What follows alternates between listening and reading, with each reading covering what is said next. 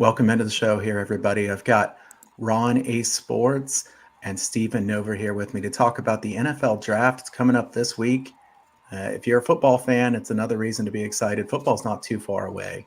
The season will be here before you know it, but plenty of things you can bet on now here with the NFL draft. We're going to discuss that, break that down in detail here today. First, both of you, thank you for joining me here today. I'll start out with Stephen. Stephen, how you doing? And can you go ahead and give the people a little bit of insight on your background when it comes to the draft and how long you've been following this? Now, I've been a draft Nick since like the mid 1960s.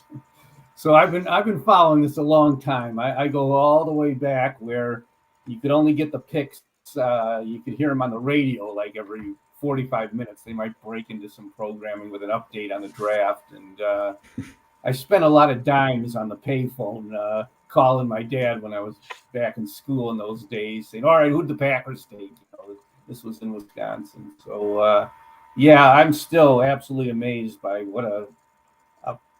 how this draft has turned into such a unbelievable thing. Because I go way back with it when it was very small and low key, and just a few people were into it.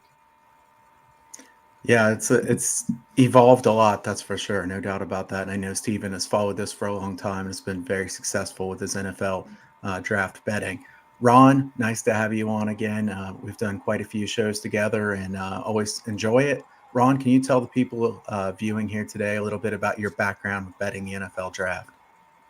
Well, Kyle, it's great to be on with you and to be on with Steven here. Hey, I have somebody on here that's followed the draft longer than I have. I've written about the draft. This is the 42nd or 43rd year I'm going to write an article on the NFL draft. And so Steven knows the name Joel Bushbaum, and most people don't. And he's the reason that I started falling in love with the draft, with his commentary and analysis of the different players from the sporting news. And you're right, it wasn't a TV event, but it's been something that I've written about and followed and loved this time of year for so many years.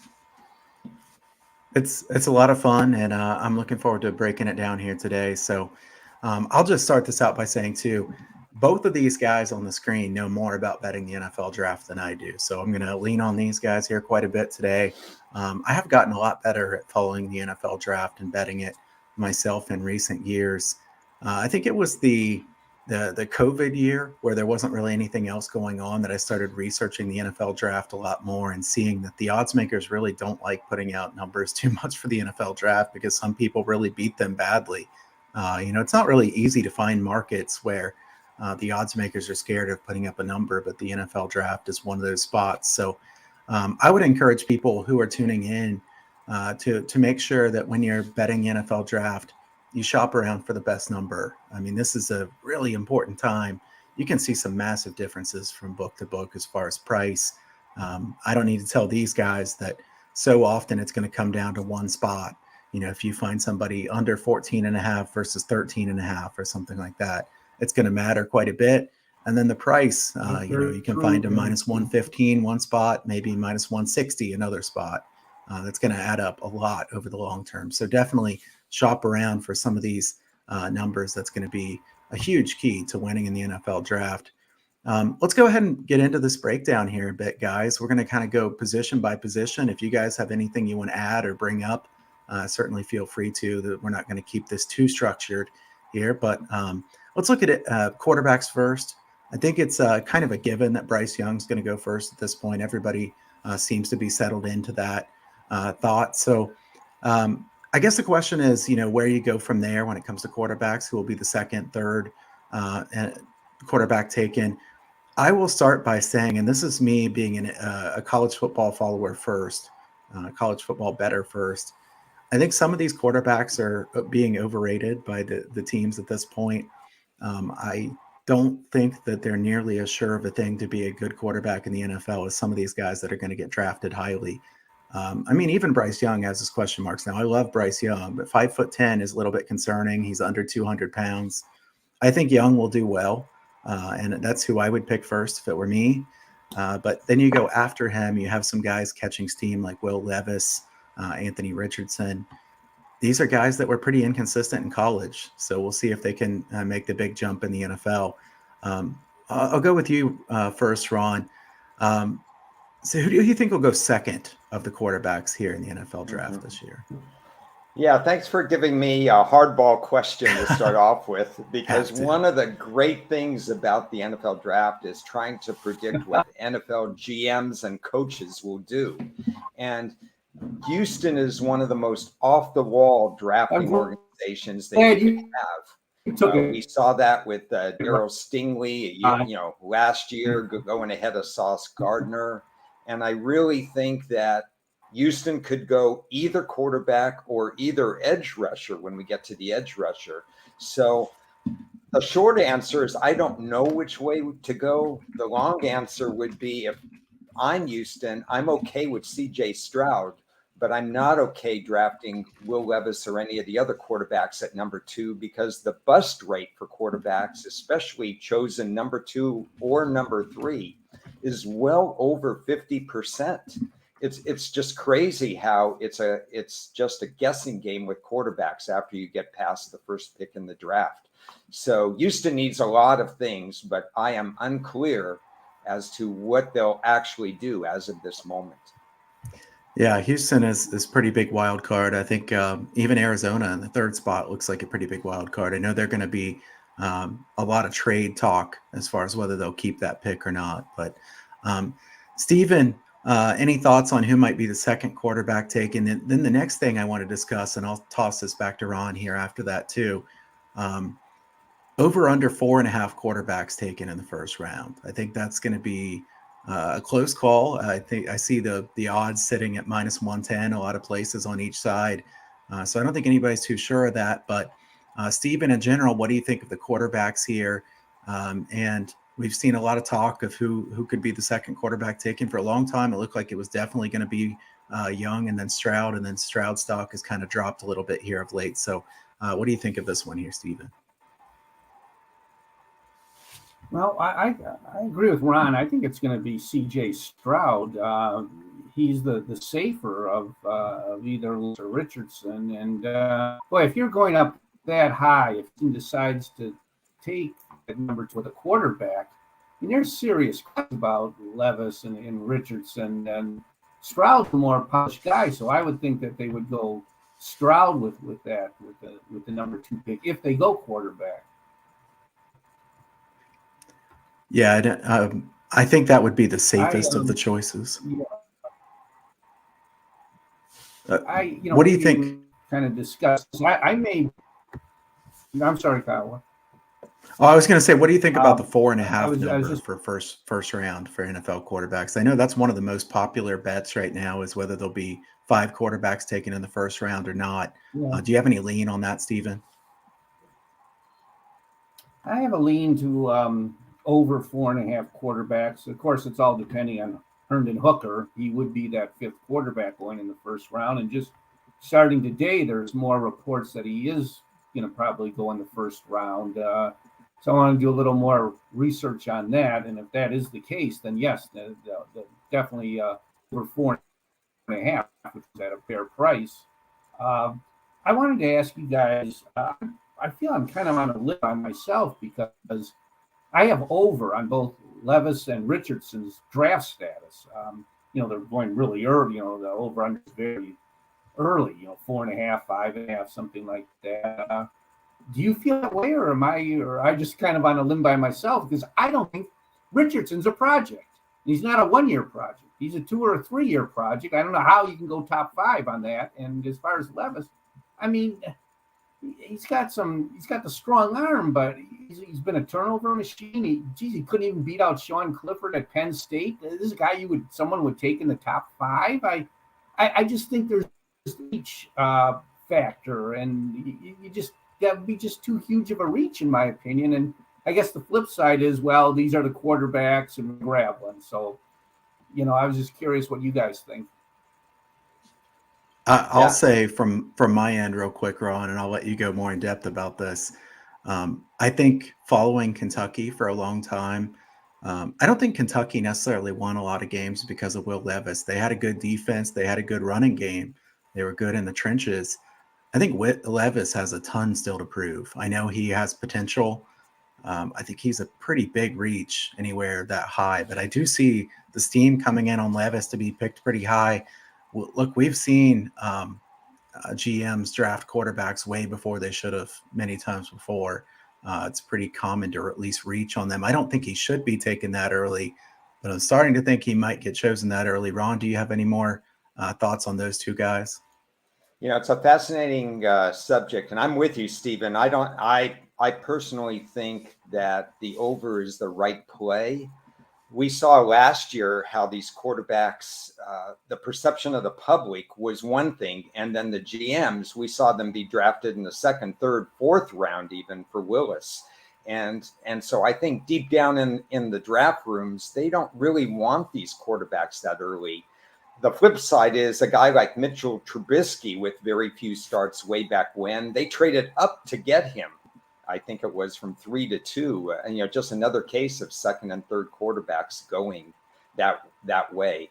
There is steam for Levis, but I think Levis has much more of a bust shot than actually making it in the NFL. I'm rooting for all these guys, but overall, maybe they get up there because it's not a really deep or marquee draft in the top 10. And Richardson has all this potential with athleticism, and the quarterback position is evolving.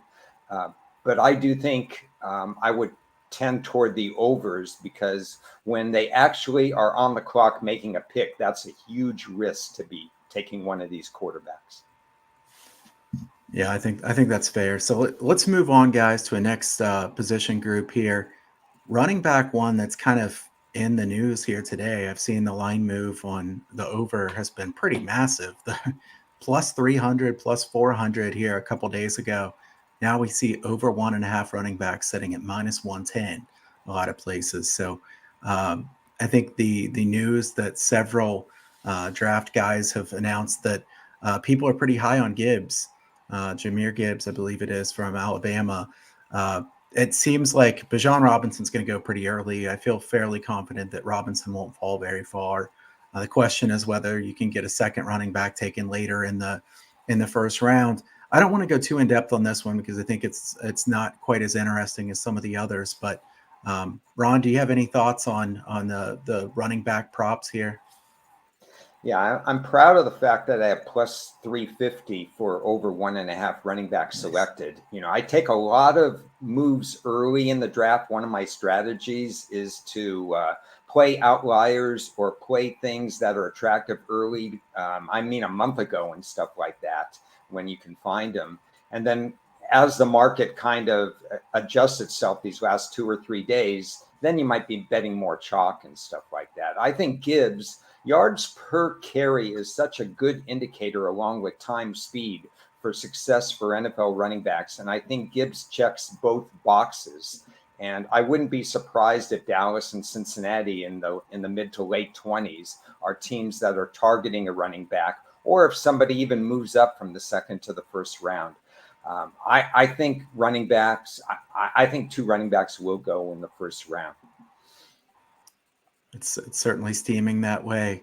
As a Bengals fan, I kind of hope the Bengals don't draft a running back in the first round. I think they have bigger needs than running back. I want to make sure they protect Joe Burrow. But Steven, do you have anything to add as far as the running backs? I assume that these are the only 2 guys that would even be considered in the first round. I can't really think of any other running back that would probably go in the first round. Yeah, that's correct, Kyle. I was able to get a nice plus price too on the over 1.5 running backs to go in the first round. I'm pretty high on Gibbs, and he can catch so well too, along with run so well, and important for the running back not to have that much miles on him. He doesn't have that much on him, so that's another big plus. His draft stock is really rising. I think we're Ron and I safe. As far as, I don't want to jinx us, Ron, but collecting a nice plus price here. And there are big reasons for this. I don't want to jinx us, but there's just no other running backs. It's a huge drop, these two. So if someone wants to avoid that drop, they're going to have to take kids in the first round. So I think we've got a winner there, hopefully. All right, let's hope so there. Let's go on to the wide receivers. Some interesting props here. Let's talk first. Jackson Smith-Njigba, the first wide receiver to be selected in the NFL draft. I see minus 240 is about the lowest I've seen here today.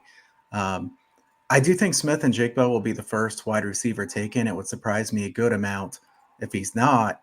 So I'm going to throw this one to Steven first. Steven, do you think there's enough value to take Jackson Smith-Njigba to be the first wide receiver at minus 240, or do you think that's too pricey?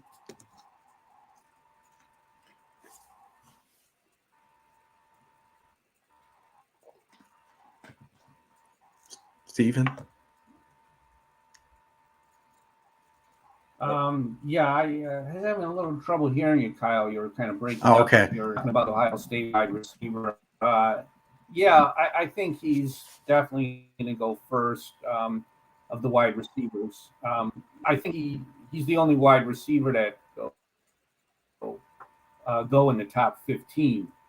I don't think it's surprisingly. I don't think it's a very good year for wide receivers, especially compared to last year.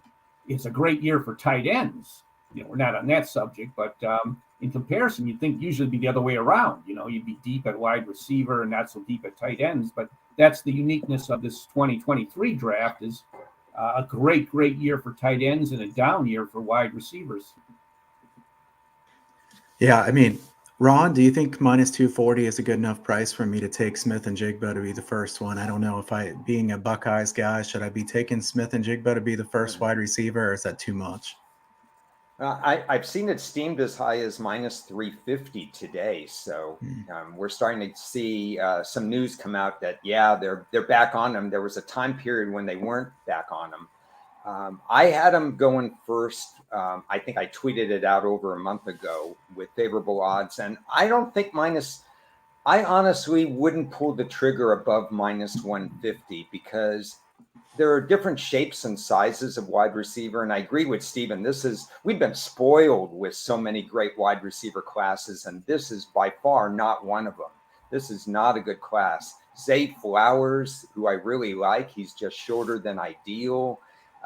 Even your Ohio State guy, he barely played last year. He has 1 year body of work. And then you've got Jordan Addison. I'm not sure that he's a deep threat. He may end up being more of a route running possession guy. And then you've got Quentin Johnson, who has some route running refinement to do. Jalen Hyatt, who I actually think could sneak into the first round, is getting some buzz. At some point, I think people may wait for wide receiver because they're not getting as much polish as they used to. But you're right. Minus 150 implies that he would still be the first wide receiver drafted, and I think he will be. But there's a point at which I don't think it's enough value for me to be going after him. That's fair. I kind of think Jordan Addison over 23.5 might be a decent play. I've seen 23.5 several places. Addison's had a lot of injuries too, so I think there are enough question marks there that he may fall a little bit. It's not a bet I've made so far, but it's one that I'm considering placing. So let's go right into those tight ends that you guys were talking about. So there's some good tight ends. I know over under 2.5 tight ends has been bet quite a bit. The under is steamed. I know some of them are down to 2. If you want the over at 2, it's going to be juiced heavily on the over.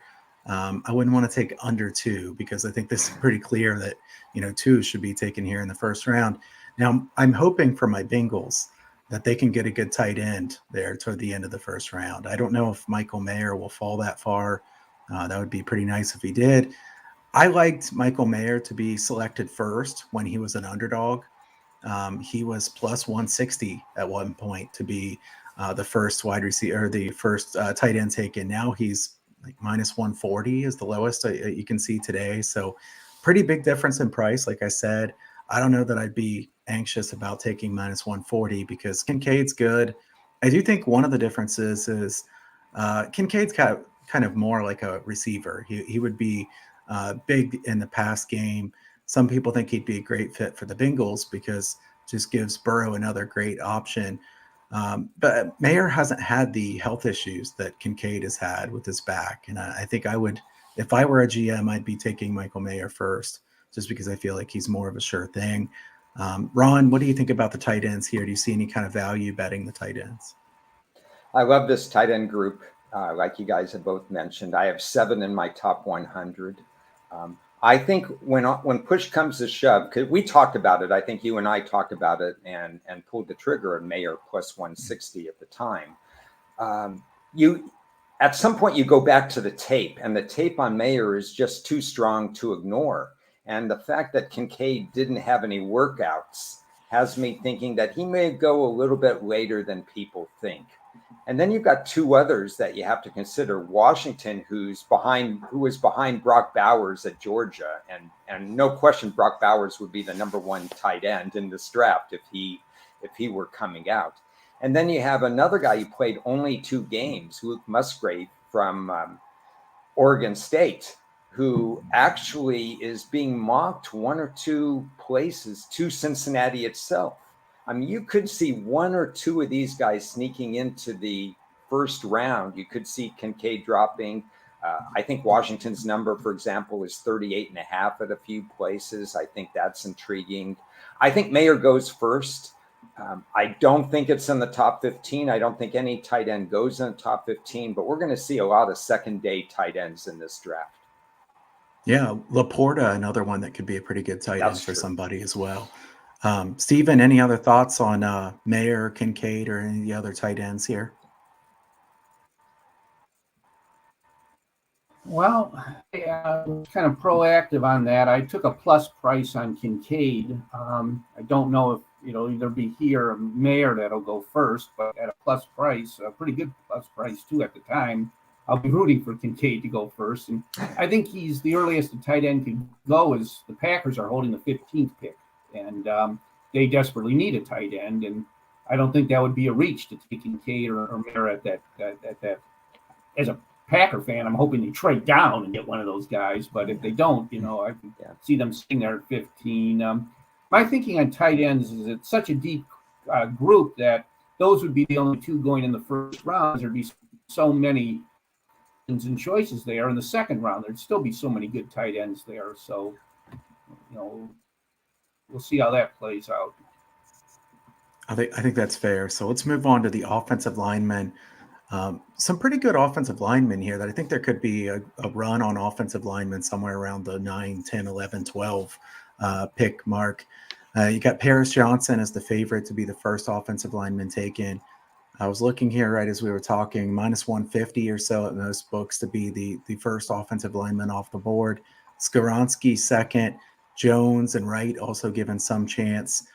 I did take Jones to go first at plus 1,000 a few days ago, just as a price. As some people say, why do you take something if you don't think it's going to happen? Plus 1,000 was just such a big price that I think it was worth the risk. I don't think he'll go first, but give me plus 1,000, I'll take it. What do you guys think about? I'll start with you, Ron. What do you think about the offensive linemen? Are there any of them that you feel strongly about that may be kind of overrated or underrated at this point? And do you kind of agree that there could be a bit of a run on offensive linemen there about the middle of the first round? Yeah, I think we'll see at least 5, probably 6 or 7 offensive linemen go in the first round. Again, it's a matter of preference. If you want a right tackle, you might go for a certain player. If you want a versatile tackle guard, then you go for the Northwestern guy. If you want somebody, a pure left tackle, then you might go with Paris Johnson of Ohio State. I jumped the gun a little bit after the combine, which I tend to do. I make some good plays and I make some that I might regret. I have Paris Johnson going ahead of the Northwestern offensive lineman at minus 130. Those odds are about the same now. They flipped higher, lower, and so on. And I'm kind of neutral on that now because I see the value of drafting an offensive guard in today's football. And if you can get an offensive guard that's going to be an all-pro for 10 years, and that's where I would play Skoronski as an offensive guard, not tackle. But that versatility really helps. I think you're going to start to see offensive linemen come off the board, 3 or 4 between picks, let's say 9 and 14 for sure, and maybe you get one of them before that. You can't go wrong with protecting these rookie quarterbacks. It's so important to protect these young quarterbacks. So I think you're right, Kyle. We're going to see some movement on offensive line throughout the first round. Well, let me say this, and I'll give Ron a tip of the cap here, because I was talking to Ron a little bit off air a few weeks ago about the fact that I was kind of curious about different teams and who they'd be drafting, and we talked about the Bears. The Bears have to pick an offensive lineman, you would think. I mean, they just basically decided Justin Fields is our guy. Fields had some success last year in spite of his offensive line in front of him, not because of the offensive line in front of him. And I don't think they want him running for his life constantly. You can't do that.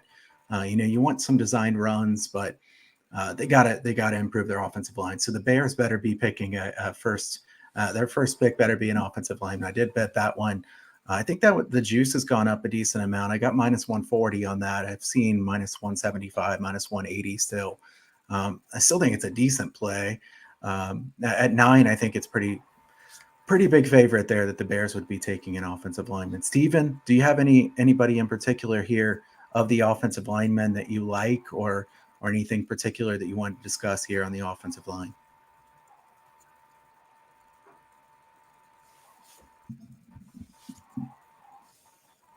Steven, you hearing me all right?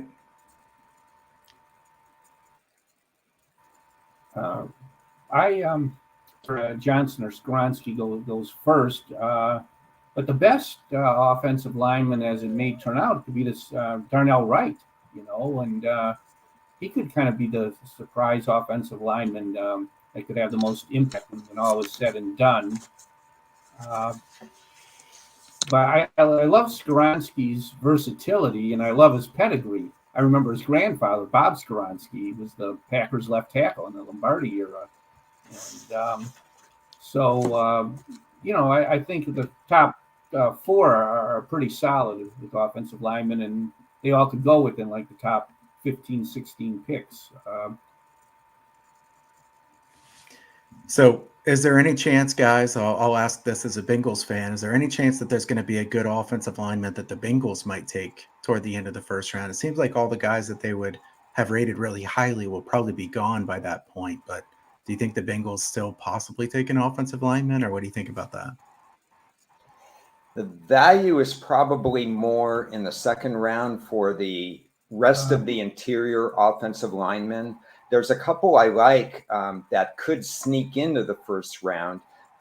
If they drafted somebody like, I think it's John Michael Schmitz of Minnesota, who's pretty ready to go, especially in the run game right now, or if they drafted one of the other versatile offensive guards, offensive center, it would probably be called a reach by the media and so on. But if you're going to draft somebody that you think can plug and play for 7, 8, 9 years, then you just do it.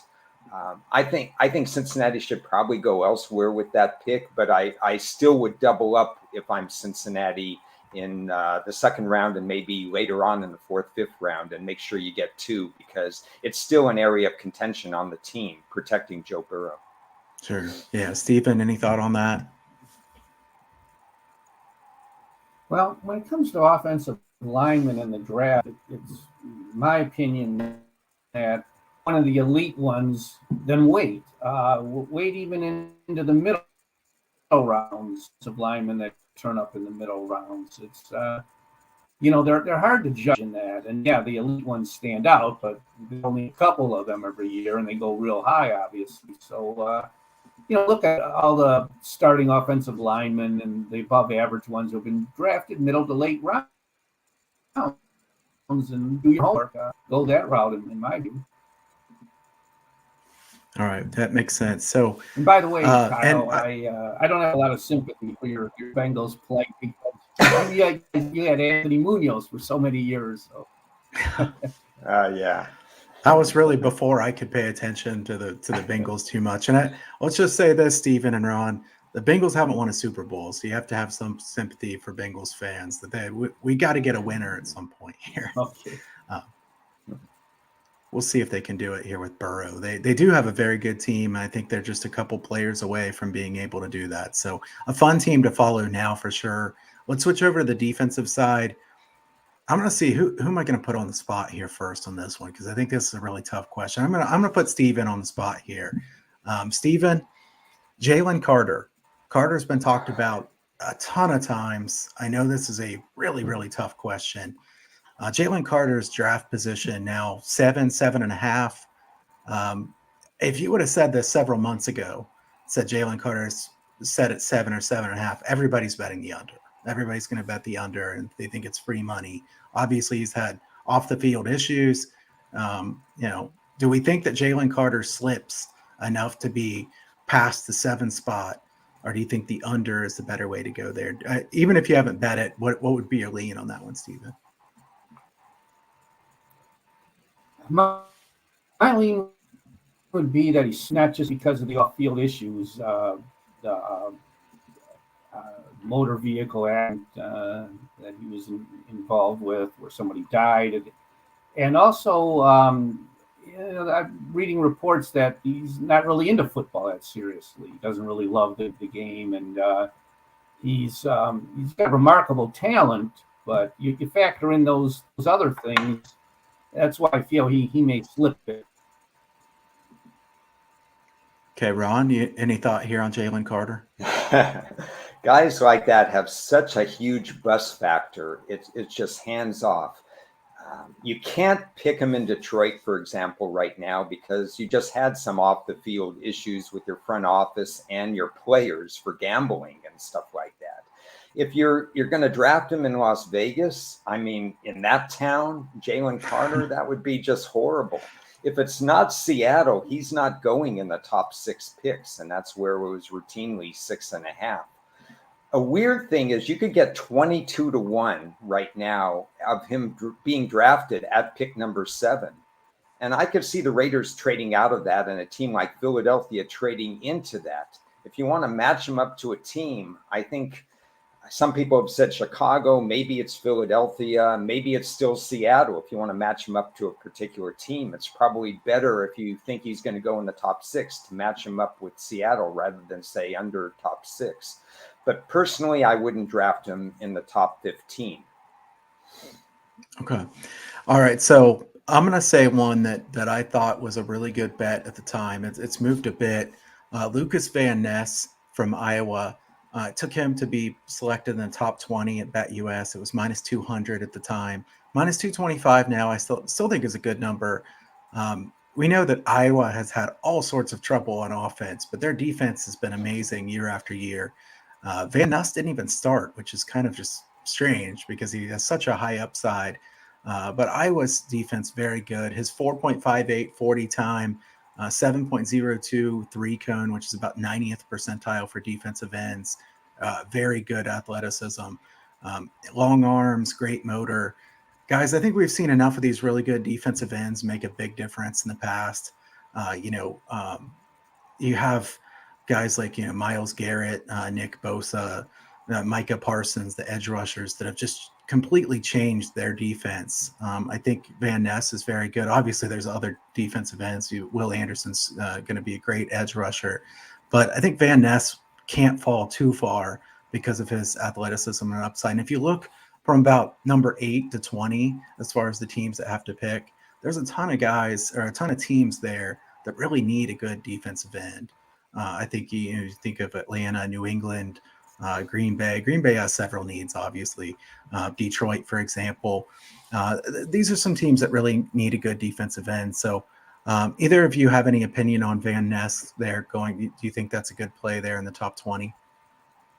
We didn't talk about it, but we have the same play. I like him. Nice. Yeah. You like it as well, Steven? I like him. Yes, I do. You got a nice bet there, Kyle, with him going under 20. I also like Iowa defensive players to draft them in the NFL.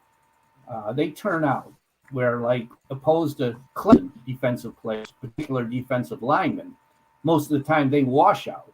And So maybe I'm a little prejudiced when it comes to the schools too, because I'm high on Iowa defensive players and not high on some of these other schools like Clemson comes to mind. Their players tend to be overrated.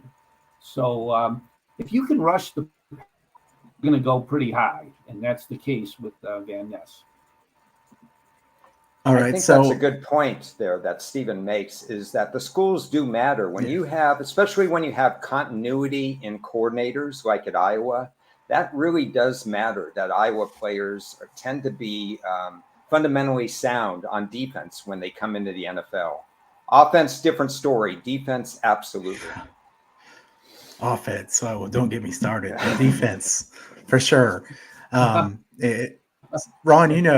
Steven, the same thing. If you watch Iowa football versus like a regular college football game, it's just like a completely different game. It's like, what is this? Is this football or is this something different? But they've had success with it. I can't say that Iowa would be a tough team to root for in some ways because they win, but at the same time, those games are so ugly. Guys, I do want to say too, we've had a decent amount of people here watching live. If you guys have any questions, you can put them in the chat. We'd be happy to try to answer those questions. If you have any kind of draft betting questions, do drop those off to the side there. Let's talk a little bit. I know there really hasn't been much talk about linebackers because there's not going to be any linebackers taken too early. So unless you guys have anything in particular, I was going to skip over the linebackers here to start with and go over to the cornerbacks. Or secondary, I guess we'll say. The secondary, you've got Witherspoon and Gonzalez kind of widely thought to be the top two picked. Witherspoon's over-under set at 6.5. I've seen a lot of people thinking he's going to get picked at the number 6 spot there. And Gonzalez over-under 8.5. Do you guys have any opinion? I know those two are matched up at a lot of books too, as far as who will be picked first. Ron, why don't you start? Do you have any opinion on those two guys? I'm still not sure that Witherspoon is an automatic guarantee to go ahead of Gonzalez, even though if you look in general, Oregon hasn't produced a lot of top tier cornerbacks or even linebackers. They go, but they don't go this early. They've concentrated more on the defensive line. And I know there was a new staff in place at Oregon, so maybe that changes. But I think Witherspoon's the favorite. Deservingly so, but I don't know if he should be steamed as high as the favorite. I'm still betting that. I guess if you quiz me, I'm more interested in where Joey Porter goes and where Banks goes. And I'm before I actually say anything about those, I'm curious about Steven's take on Joey Porter and Banks more than the top two. Steven, what do you have? Yeah. Porter, Banks, and these are could be legitimate first round picks. It's Brian Branch, if you're going to include safeties, he could go in the first round too. So this is one burning the midnight oil all the way as close as I can take it to see if there's any value on maybe playing over on cornerbacks. And see, this is where I would be going is getting cornerbacks and linemen rather than reaching for a quarterback like this, and when these higher rated. A lot of it just depends on the team. Like, whether they're the two highest rated quarterbacks, but they're highest on what style the team plays. Not one or the other. So it's not that easy to handicap the backs here. Yeah, it's funny, Ron, because I was going to bring up Joey Porter Jr. next at 19.5.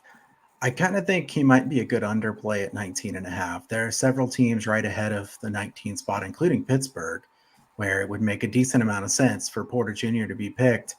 I would also lean toward taking an over on secondary members taken, whether it be cornerbacks, however your book rates that. If you think about the modern day NFL, cornerback, safety, both really important positions, and without the depth at wide receiver that you've had in past years, the passing game is still going to be vitally important, and you need to be able to stop the pass. There's a lot of teams in the NFL that are not very good in the secondary right now. So I think there's enough depth there that those guys going in the first round makes sense. Now, I think it's probably important to point out that there are 31 picks in the first round draft this year instead of 32. And I know you guys are not this way, but you can look some places and see everybody analyzing it. The only thing they ever bet are over on the number of quarterbacks taken, wide receivers taken, running backs, everything. It's kind of hard to bet over on everything when that's what the majority of the public is going to want to bet, and there's going to be one less pick in the first round. So I just think that's important to at least keep in mind. Let's talk a little bit more. Do you guys have anybody else on defense that you want to talk about in particular? Steven, anybody that stands out to you? No, not really. I think we've touched on everybody. Ron, anybody else defensively? No, but I do want to comment on what you said and what you guys been saying, what Steven said, particularly about going, instead of quarterbacks, going after edge rushers and cornerbacks. I don't think the Jets or the Giants regret the defensive positions that they went after last year with Sauce Gardner and with Kevin Thibodeau. And I really believe that put both teams on a fast track to roster stability and getting better, where the quarterback could be a colossal miss, as we saw with potentially Zach Wilson being a miss at the number 2 before. So I just think when push comes to shove, if you're looking at cornerbacks, if you're looking at edge rushers, over may be the way to go, because GMs have to think about stability as well. And it's less of a risk to go after those positions. Agree. And, if you're reaching to try to get some of those quarterbacks, if you're taking that high of a draft pick on a quarterback, they have to be really good. They can't be mediocre or sub-mediocre and just kind of hang around in the NFL. So you're taking a chance that somebody's going to be a top 6 or 8 quarterback in the NFL. I don't see very many of those guys in this year's draft. So I think there'll be several teams reaching. We'll see how many want to go the way of the defensive players there. So let's briefly talk about, are there any teams that you like to draft certain positions? Ron, I know you like to look at this quite a bit, so I'm going to give you the floor here for a minute. Are there any teams that you kind of like them to draft a certain position? Yeah, I like to go 2 ways on this. I like to go off the wall with 10-to-1 shots or higher for some of the teams, and then have a few that, like Chicago, you mentioned, locking in on offensive line, maybe Tennessee locking in on offensive line, stuff like that. But in reality, if you look at these and you can get 5, 6, 7-to-1 on some of these teams that are drafting in the 20s, that's good value.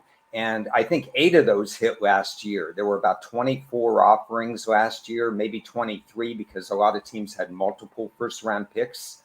So there were a lot of teams squeezed out of the market last year. There are about 24, 25 offerings this year. I think you have kind of a balance that you want to do in this area. So yeah, Chicago. I'm stubborn. I went Atlanta edge rusher or defensive lineman first, even though I know their draft team certainly doesn't believe in rushing the quarterback, with 39 sacks in the last 34 games, which is absolutely unheard of. But it's definitely the way they should go. I'm looking to see what I did in this area. I think I went Detroit. I know cornerback is well thought of, but I took a stab at defensive line in case one of the defensive linemen drops. You can get plus money there. Jacksonville took a stab for one, offensive line there. So I'm kind of looking to see where teams, the board has to come to them, and you don't know what it's going to be in the 20s. So my advice would be, look at a position that of need for some of these teams in the 20s and take a stab at something with plus odds. That makes sense. Always looking for value. And I think some of those big plus money prices are pretty exaggerated. I know you've been able to grab some of those big plus money prices in the past. So I think that makes sense. Steven, are there any teams that kind of stand out to you as what you would think they would draft in the first round? Well, I've had some success with the Packers, always betting that they're going to take a defensive player with their first pick.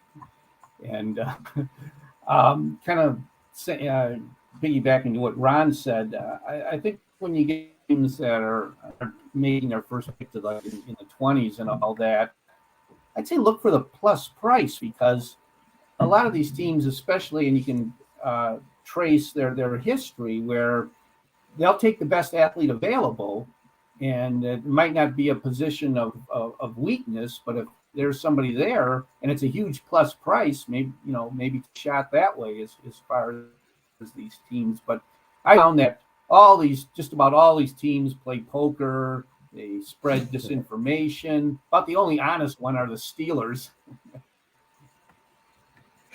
Yeah, you're right about that. Absolutely, the Steelers, them and everybody else. Yeah, that's Stephen, do you have any? I know appreciate the Steelers' honesty. I can't say I like the Steelers much, so. But Stephen, do you have a thought about who the Packers might pick? I'm just kind of looking at the odds right now. We see it looks like defensive lineman is favored, wide receiver second, tight end third. If you were betting, I know you're a big Packers guy, you know the Packers well. What would your guess be there?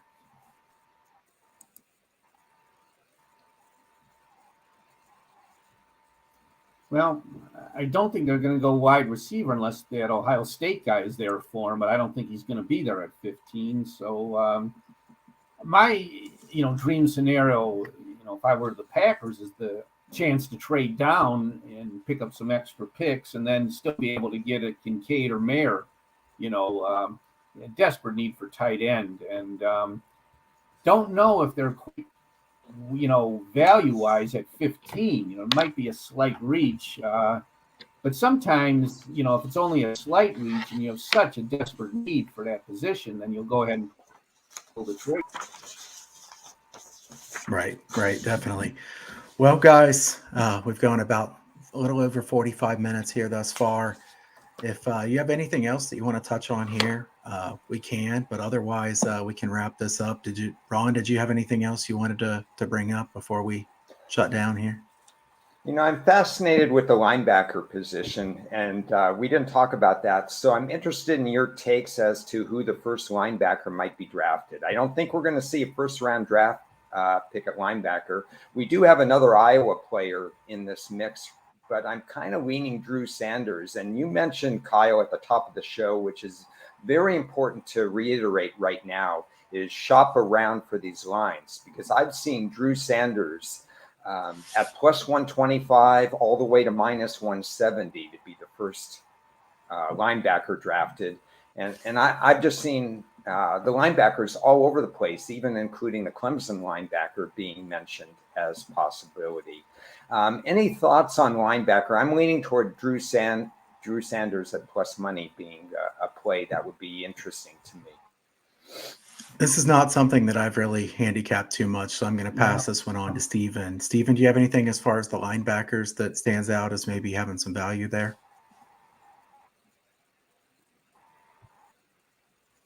Ron Sanders, I took an early position, a plus price on Campbell, so I didn't do much with the linebackers. I'd just like to throw this bizarre thought out, take advantage of you. I don't understand, why the Jets won't start with that number 13 overall pick, for Rodgers. They haven't done it, and they're probably not going to do it. So the Titans are at like number 11. Texans have a pick again, number 12. The Patriots are at 14. The Commanders are at 16. Even the Colts, if they want to do it at number 4 pick. These guys are so interested in a quarterback. Why don't they just give up that pick for Aaron Rodgers? I mean, probably wouldn't have to give up much more than that. And all of a sudden, they become instant contenders. And isn't the object in the NFL to win rather than take some shot on some kind of raw prospect? We can get one of the greatest quarterbacks of all time, who just 2 years ago was the MVP.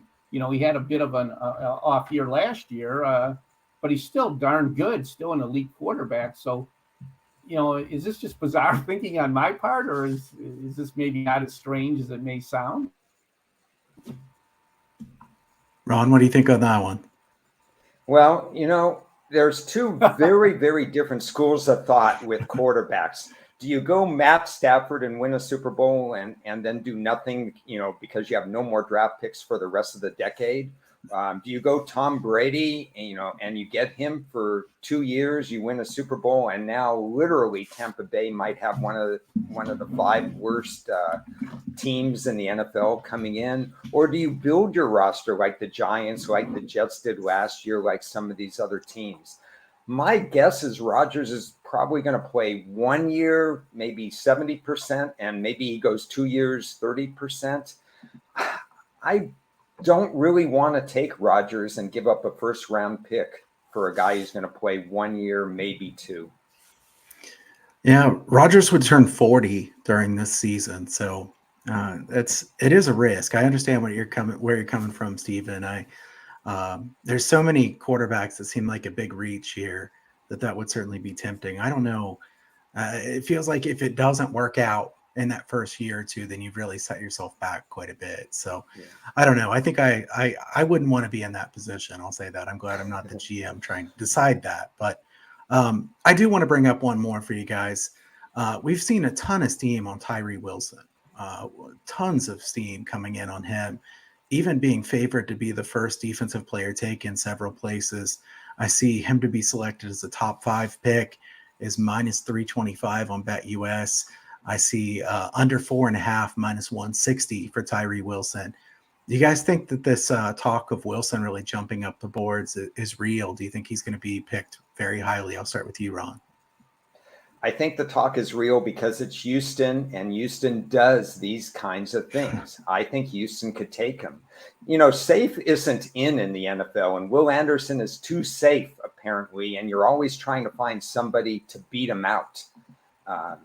And I guess that person is Wilson, whose ceiling is pretty high, but his floor is clearly lower than Will Anderson. But I think the talk is real because Houston is that kind of team. Stephen, what do you think about Wilson? Whatever Houston does, it wouldn't surprise me. They're a strange team. I'm an Anderson man, though. I feel he's the best defensive player in the draft, and he should go higher than Wilson. I think he should definitely be among the top 3 picks.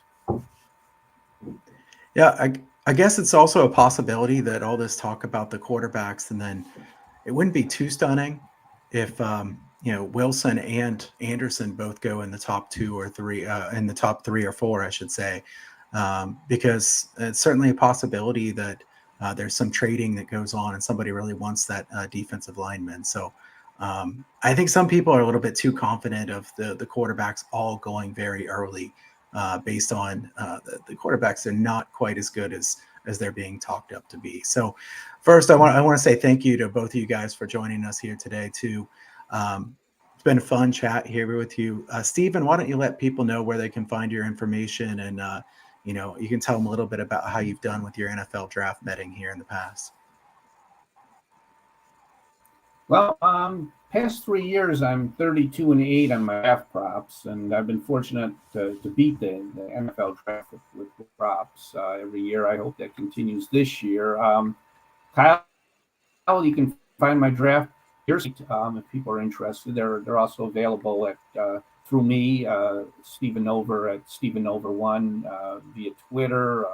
They're also being sold at pregame.com, and I'm on several sites. You can find me, as I mentioned, Pregame, Vegas Insider, Sports Capping, Picks and Parlays, Picks Advisors. So, but the only ones that are really offering my draft props are through you, Kyle, and Pregame. Yeah, we've had several people. I sent out a newsletter that Stephen was selling the prop picks just for $39 too, so not a large amount of money. Through the newsletter, we've had several people reach out. Go ahead and join on for those. So if you want to, you can certainly reach out to me. You can sign up for my free picks newsletter if you haven't already as well, from huntersportspicks.com. And I'll switch it over to Ron and say, Ron's been doing articles for the site. I think he's got another article coming here this week for Hunter Sports Picks, right, Ron? I do. First of all, thanks Kyle, and thanks, Stephen, for having me on. It's a very enjoyable talk. I love talking about the draft, and it's nice to talk about it with knowledgeable people such as the two of you, and hopefully give information to everybody. If you follow me on Ron A Sports, you'll get a little bit here and there of articles that I posted with Kyle. And yes, there's going to be another one coming out where I'll talk about my top 5 defensive players at each position. And I'll probably go a little off the radar and talk about some of these high plus money picks that might give value, where they may all miss, but if you get 1 or 2 of them, you actually make money. Just go a little bit off the wall, get off the quarterback talk for a little bit, and get on with some of the other things. And you can see some of my previews and occasionally some tweets about what I've done. I usually don't talk too much about what I played, and I don't sell picks and stuff like that. But as I get older, I'm sharing more information, and it's been actually fun to do that. So thanks again, and just follow me, and you'll find some conversation about the draft and about NFL and college throughout the year. Yeah, thank you to both of you. Ron has some great work. He also has a YouTube channel that you can go subscribe to his YouTube channel, where he's done quite a bit of off-season work for the NFL, talking about specific teams. So follow that. I know Steven's betting a lot of the NBA here in the NBA playoffs. So we got a long ways to go in the NBA playoffs, which go all the way through June. So stay tuned for that. Guys, thank you both for joining me here today. And you can click subscribe to this channel, my channel here on YouTube. I'll have stuff coming up in the future as well. And everybody have a great week, and best of luck with your NFL draft plays.